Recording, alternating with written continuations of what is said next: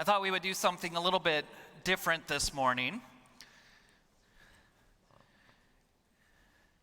And we're going to do a little show and tell.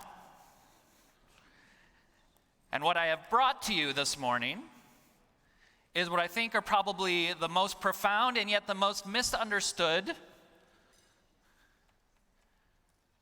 objects of Jewish ritual in our tradition. So if you'll bear with me for 1 second, I'm going to grab these objects.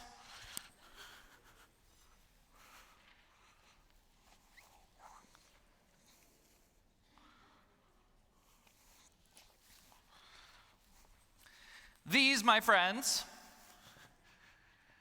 are the most symbolic, important, and powerful objects, some of which, in our tradition. Not these in particular, but shoes in general. And I want to talk about why for a second. Because if I make a declaration like that, the first thing that you should be saying is, Rabbi, you better have receipts to be able to say something like that. And I have them. In Masechet Yoma, our rabbis talk about the importance of taking off our shoes on Yom Kippur. Now, some people have the tradition of not wearing leather shoes on Yom Kippur. And of course, we see in Masechet Ta'anit, also in the Talmud, that tradition gets carried over to Tisha B'Av, to this day of mourning that we are going to be commemorating in about a month's time, a little over a month's time, when we have these great moments of profundity, of holiness, and yes, sadness and sorrow and melancholy. And what do our rabbis ask us to do? They tell us to take off our shoes. And of course, the interpretation has gotten a little bit skewed over the years to say, it's an awful lot to take off your shoes. So maybe instead of taking off your shoes, just don't wear leather shoes. It's a little bit more of a make-kill position, a little bit more lenient position, but I think in its essence, the idea of the original halacha is that on Yom Kippur and on Tisha B'Av, we take off our shoes. And for 25 hours, we leave our shoes off. There's another tradition that also comes from our rabbis that tell us that when we go to someone's levaya, when we become avelim, when we become mourners, that we go with our loved one to the cemetery, and after interment, after we have laid our loved one to rest, we leave our shoes at the cemetery. It's a tradition that we don't do so much anymore. I can make, hopefully by the end of this, a compelling case for doing so. It's one of the reasons, by the way, that if you enter a lot of Shiva houses that people ask you to leave your shoes at the door, not just so you don't get mud or dirt into someone's home, but there is an idea of avelut, there is an idea of mourning, that we don't wear shoes in a Shiva house. And especially for our mourners, written in the Gemara itself is the idea that you leave your shoes at the cemetery. It's the idea of tearing your clothes. It is a permanent mark that is left behind, and you walk from that point on barefoot. Now, all of this is tied up. I'm going to add one more receipt here. But all of this is tied up into an ancient tradition, which actually makes a lot of sense, because in the ancient Near East, for our ancestors, shoes were very important. For people who couldn't afford shoes, they were walking along the streets with the rocks underneath their feet. And those shoes also served as a separation between the heat of the sand, the heat of the ground, scorpions, snakes. Shoes protected us from dangers. They still protect us from dangers, but especially for our ancestors in the ancient Near East, that separation was a form of protection. Now, one more passage. This is a very important passage before we continue. If you might remember, I hope I'm getting this pasuk right, but if you look in the book of Shemot, in the book of Exodus, in the 3rd chapter, when Moshe is called on by God from the burning bush, God calls out to Moshe and gives him a command. He says, take off your shoes, for the ground you're standing on is holy ground, sacred ground. Our tradition seems to have something very profound to say about moments when we need to take off our shoes. And according to our tradition, those moments are moments of great holiness, sacredness, and also great emotion. Times when we feel like our heart might have been ripped out from us, or when we feel like we're broken. And I think the symbolism here, I think the idea of what our rabbis want us to do is that there are times in our lives when we need to be able to feel the ground beneath us. Not as a way of grounding us, but actually quite the opposite. That there are times in our lives when we need to take off our shoes so that we dafka feel the rocks and the heat and those inconveniences, those discomforts that we are shielded from all the rest of the year, all the rest of our lives. There's an idea of feeling something. And if we take that moment seriously, then I think the symbol, the metaphor, the analogy here is that in times that are really, really important, we need to be able to feel things. We need to be able to feel the rocks. We need to be able to feel the ground beneath our feet. And I think that we're at one of those times right now. I would argue probably since October 7th, we're at one of those times.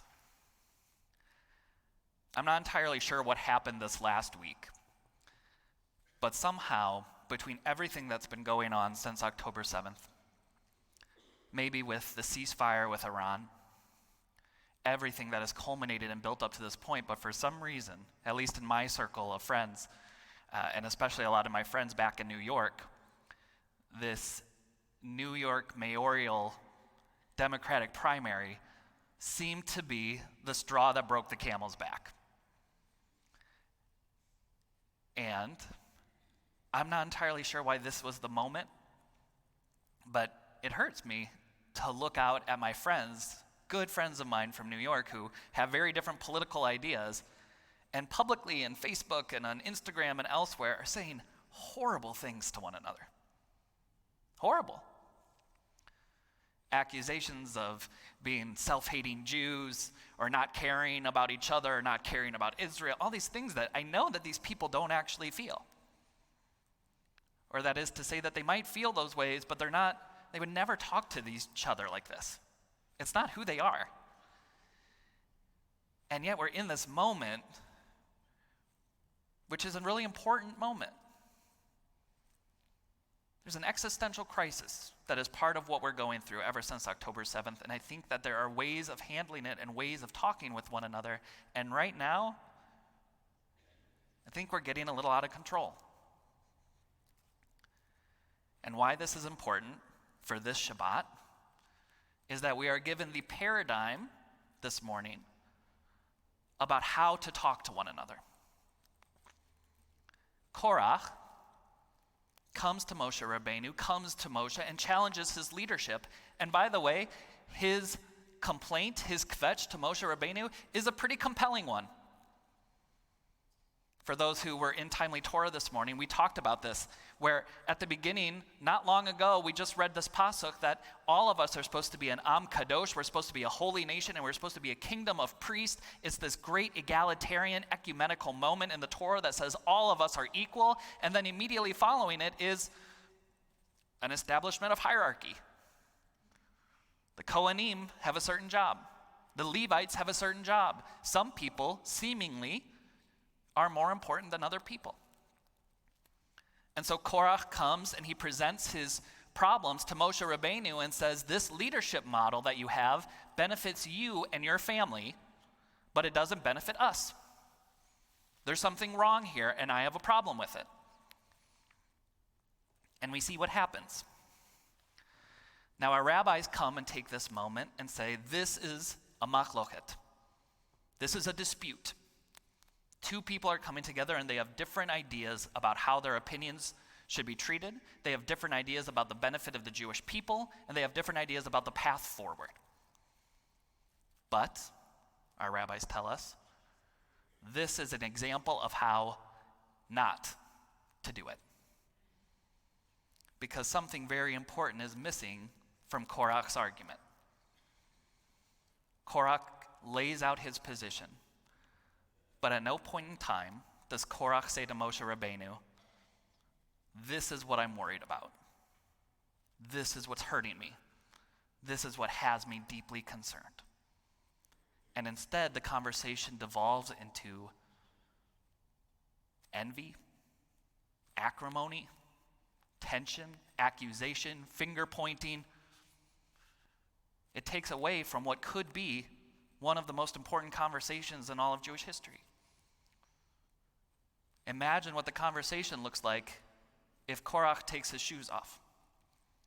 And instead of bracing himself away from all of the rocks and the heat and the scorpions that are all symbolic of envy, fear, feelings of inadequacy, feelings of despair, feelings of uncertainty, how much different that conversation could look. The conversations that are taking place right now need to happen. They are important. We should be arguing about the New York mayoral candidates. It seems silly, but we should be.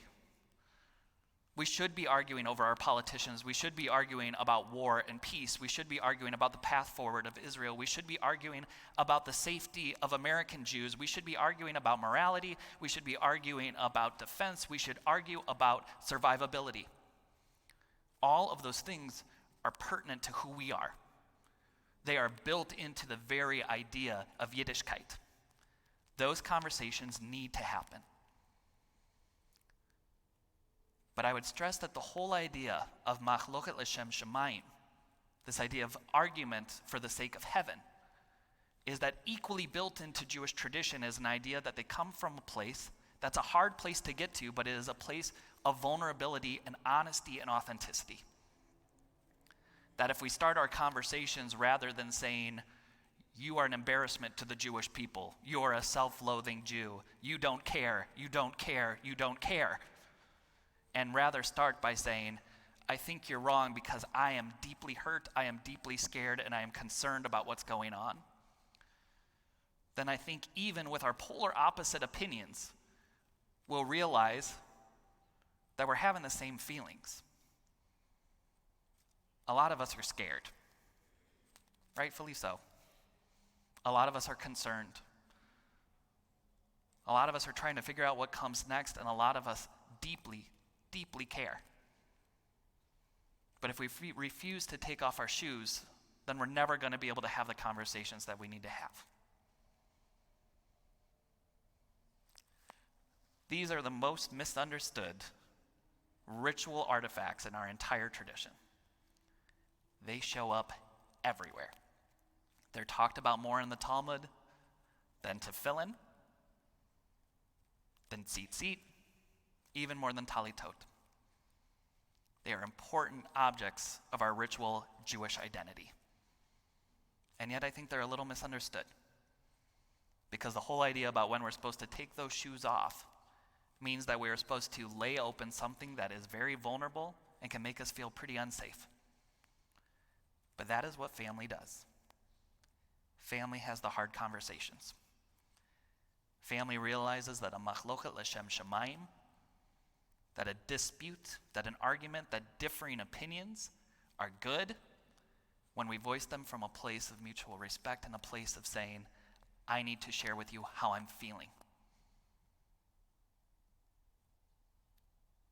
About how scared I am. About what I'm worried about. So that we can acknowledge one another, so that we can say amen to what the other person is feeling and be able to say, I'm feeling that same way too. That is the place we grow from. Korach is our example of how not to do it. And so as we walk forward in this moment in time, please God, may we know peace. Please God, may we know some kind of stability and some answers and some solid ground beneath us, because it has been rocky for a long time. But as we navigate that time together, may we recognize the moments when we need to take our shoes off, when we need to be able to let down our guard and to be able to let people in and to be able to say, I feel it too. Let's figure it out together. Let's argue, because Jews argue. But let's do it l'shem shamayim, for the sake of heaven. Shabbat shalom, everyone.